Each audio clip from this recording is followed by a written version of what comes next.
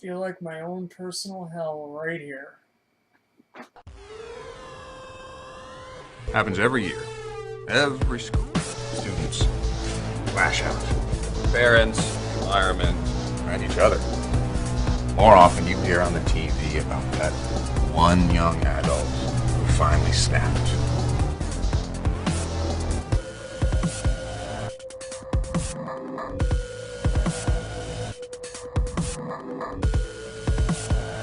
Honestly, Max, it's a miracle they don't all kill each other.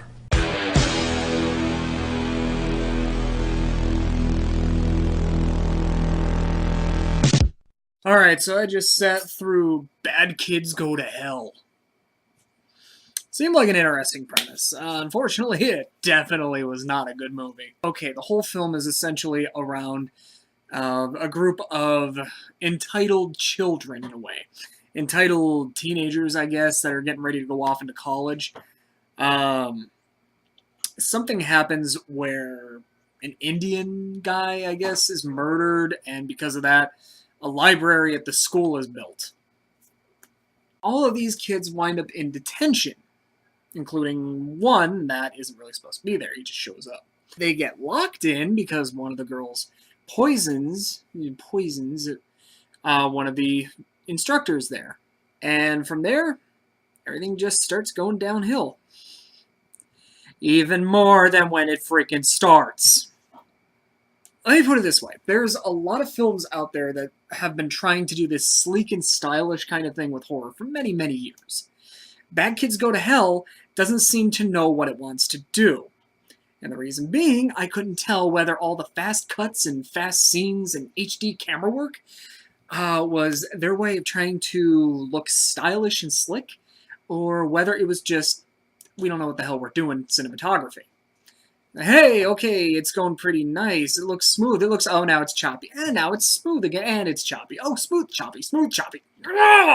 But I would say at least 40, 45 minutes of the film really only centered on 2 to 3 second cutscenes. I pretty much felt as if I had ADHD at that point. I could not concentrate on the story. I could not concentrate on what was going on. I couldn't concentrate on the background. I couldn't get the actual scenery itself was kind of nice. Like I said, it looks like it was HD. The high definition camera work, the visuals, it all looked really nice, but I couldn't concentrate on it. Because every time I turned around, there was something new going on. It was just like, okay, well, here's this, and then a cutscene over here, and then a scene over here, and then a scene over here. Half the time, you couldn't even tell if the people were in the same room anymore. I would see white on the background, and then there'd be blue on the background in the next scene. And then they kept flashing back to various things, too. And you honestly get no warning. There's no story. There's no real character development. And when it happens, you're just bombarded. You don't know if this is supposed to be the next day or not. These do end up playing a role in trying to help you understand why all this is going on. The only beneficial one really, well, there are two. The one at the very end that reveals the one girl's mother, the cheerleader. The mother had something to do with the murder of this Indian guy. And the only other one is has something to do with the one character who just randomly shows up to detention, doesn't have to be there, having been caught on film, and it looks like he's jacking off in a way, but he's not. He actually gets paint on his crotch, and he happens to walk into a classroom where Thelma from Scooby-Doo is doing a table dance topless. You come to find out that because of the murder of the Indian guy, apparently the library is cursed with a ghost. So seance occurs. Velma dies out of nowhere because she can't find her inhaler.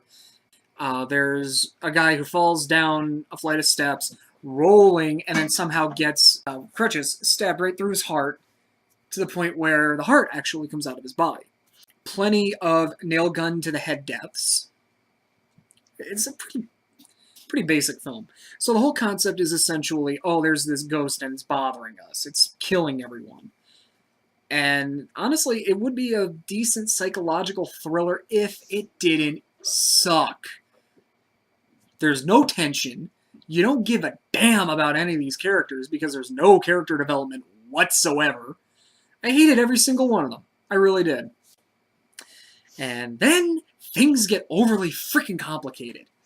This no longer becomes, oh, there's a ghost, and then it's conspiracy, and then it's all about money, and then it's all about revenge, and then it's all about a political goal.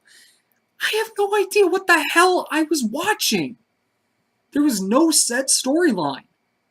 And it literally all just comes crashing through in the last 5-7 minutes. It's just so hard to follow, and it should not have been. This could have been a decent psychological thriller, but it just wasn't. There was so much going on that didn't need to exist. It was horrible. I'm sorry, Bad Kids Go to Hell had a decent premise, and I'm so glad I didn't rent this on Comcast On Demand when it was on there for $10. I would have been calling Comcast, yelling, flipping out, demanding my money back. This film is full of horrible acting. The story is contrived, overly freaking complicated to the point where I had no idea what the hell is going on, if there even was a story half the time. They cram way too much in at the end. There's a twist at the very end that really makes no freaking sense whatsoever as to why it even existed. It's a horrible, horrible film. It's boring. I don't even know what to say. I sat here just watching it, unthrilled. The reaction when I turned the movie on turned it off, as you just saw, has been my reaction the entire movie. Outside of doing this, questioning why I'm even watching this movie and what has happened with my life that I'm watching a movie like this. Bad Kids Go to Hell. I should have read the warnings. I should have heeded the reviews. Heed my advice. Do not watch. Phase 4 Films does not usually do a lot of good films. Had I realized that's who did this when I rented it from the Redbox kiosk, which, by the way, is $3 out of my wallet because I didn't get to watch it the other day, I would not have rented this. So many other good films I wanted to see. Hell, I could have been watching The Hobbit. No, I'm watching Bad Kids Go to Hell. I gotta give it a 2. I hated this movie with every fiber of my being. There's no tension. You don't care about any character. The ending throws so many twists at you all at once, you just want to run to the nearest living thing with a hammer and just start smashing away at it. Don't watch Bad Kids Go to Hell. I wanna be her.